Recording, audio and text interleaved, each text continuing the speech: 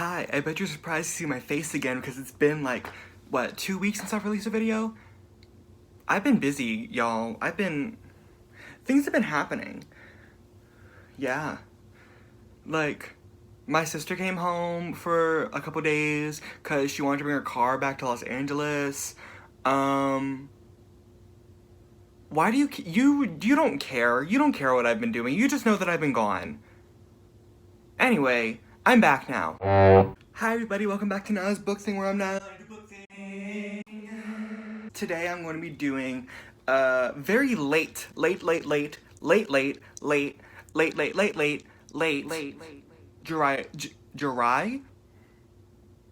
July wrap up and August TBR. I barely read anything in July. We are lit.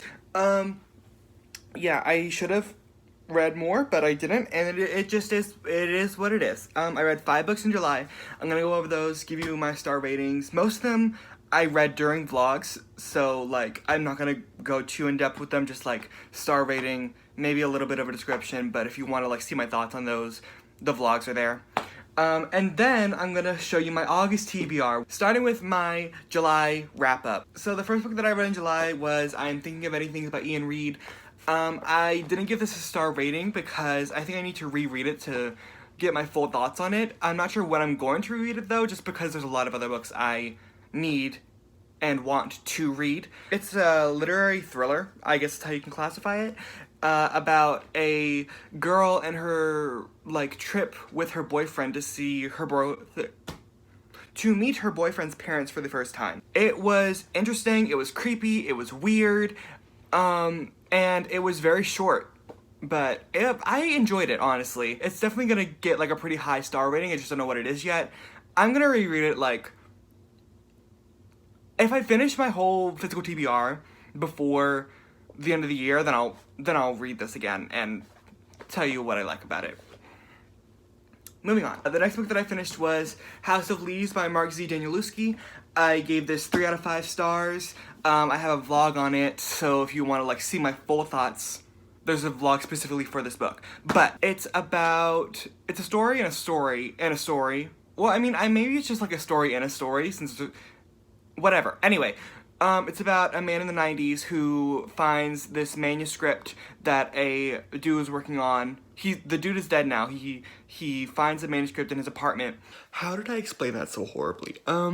The book, what I was trying to say was, it's about a dude in the 90s who finds a dead man's manuscript in the dead man's apartment. That was the point that I was trying to get across in that sequence that I failed so horribly at. Anyways, thank you. And the manuscript is about, like, it's a review on a movie, but the movie never existed, called The Naverson Record, where a man and his family move into a house where the inside of the house is larger than the outside of the house. That's all I'll say on it. 3 stars. More thoughts in the vlog. The next 3 books I read for the reading rush, which I also have, like, a little video dedicated to, so if you want to see more of my thoughts on these books, you can go see it there.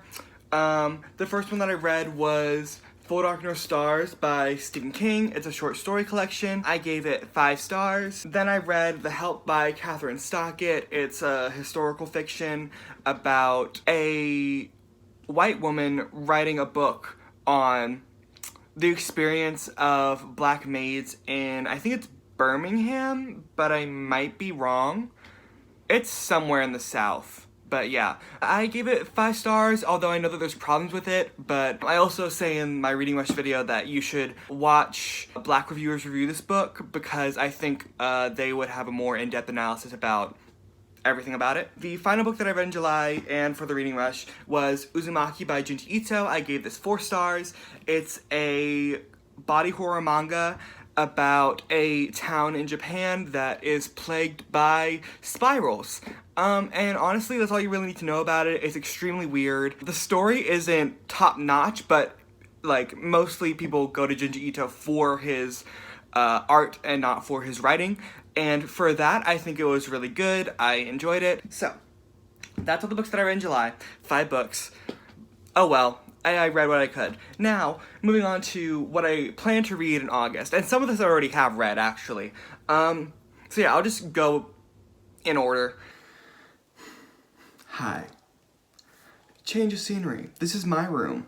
And it's been a couple days since I filmed that first part. I did film this other part, which is supposed to be my August TBR. I did film it that day, but it has changed so dramatically much since then that I was like, I can't keep it and I have to re-record it. Because it's not at all what I put out, what I said the first time. So, yeah. And then now we're in my room instead of my sister's room for the first time because, first off, it's actually clean. And then second, we're getting new furniture for in here. So, like, we had to take almost everything out, put it in my sister's room. So, there's too much stuff in there for me to film in there. So I had to film here. It's a mess. And school has started, so I haven't been reading, like, at all. My god, okay. So, NT Ways. Let me tell you my August TBR. The first two books on it are books that I have already read this month, but I thought I would just mention them since, yeah. So the first book that I read and finished this month was The Sea of Monsters by Rick Riordan. I'm in the middle of a Rick Riordan reread, so yeah, this is just on that list of books. It's about Percy, Annabeth, and Grover as they go to the Sea of Monsters, do a quest, all that jazz. I give it 4 out of 5 stars. I thought it was good. Nostalgia reasons, you know the vibes. After the Sea of Monsters, I read Bloom by Kevin Panetta and Savannah Ganuccio. I gave that 4 stars as well. It's just a little graphic novel about 2 boys being homosexual and baking, and it's just cute, it's fluffy, I enjoyed it, 4 stars. So, originally, the first things that were on my list were, books for Nostalgiathon, which, if you watch my Nostalgiathon TBR, you know what those are. I was not able to get to read any of them at all. It was a mess. Things just got really busy, school stuff. I could not participate. It was just really bad timing, not on the part of the host, just on my part because of everything that was going on.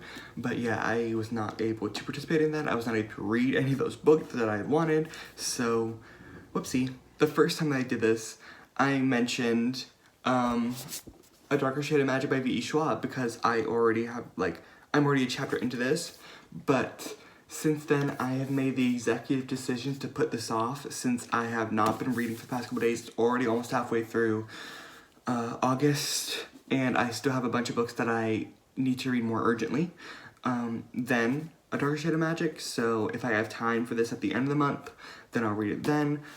But if I don't, then I will pick it up first thing next month. The book that I'm actually going to be reading next is Radio Silence by Alice Oseman. This is a YA contemporary about a girl who meets her favorite podcast person and they become really good friends. And that's about all that I know about it because that's what's in the synopsis, but I've heard a lot of really good things about it. I'm very excited to be reading it. I kind of expect this to be a 5-star, but yeah, so the reason that I'm putting this high on my list than A Darker Shade of Magic is because this is the August book for the Krusty Club, which is Chanel's book club, and I want to participate, so I'm going to be reading it. I'm hoping to read this before summerween starts, which I'll tell you about that. I'll tell you about that now. Summerween is a readathon that's being held by Olivia Reads a Latte and Gabby Reads. I'll link their videos in the description explaining it, and so you can look at their channels and everything because they're really cool. But basically it's just supposed to be a readathon in the summer where you read spooky books like Halloween. So the next books on it are my TBR for Summerween, and I'll give you the challenges that they go for as well for that. So the first book prompt that they have is to read a book with a creepy cover, and for this I'm going to be reading The Troop by Nick Cutter. This is a adult body horror novel about a Boy Scout troop that goes to an island in the Canadian wilderness, I'm pretty sure, and they find parasitic worms. So that's fun. I've heard many gross things about this one specifically, and I'm very excited for it. It's gonna be my first like body horror novel, although I read Uzumaki, but that was like a manga, so it's kind of different, but whatever.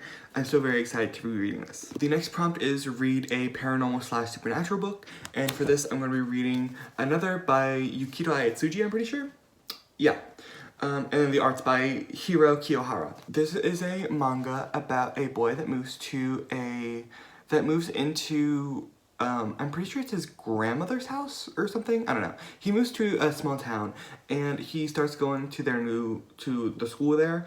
And the class that he's in has a curse on it where I'm pretty sure it's every year a dead student will come back from the dead and be a student in the class, but the student themselves do not know that they're dead, and then everyone else forgets that they have died while they are in the class.